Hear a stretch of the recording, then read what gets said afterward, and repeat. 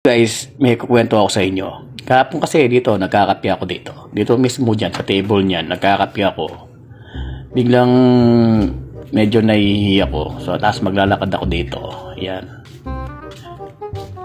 Lalakad ako dyan.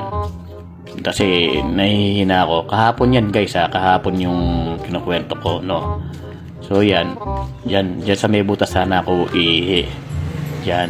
Sa may butas niyan. Tapos, bumingon ako doon, may baklang tumatawag sa akin, sabi sa akin, Pogi, 150. Sabi niya sa akin. Yan sa may puting gate na yan. Pogi, 150 sa akin. Sabi ko, ano ka? Hello?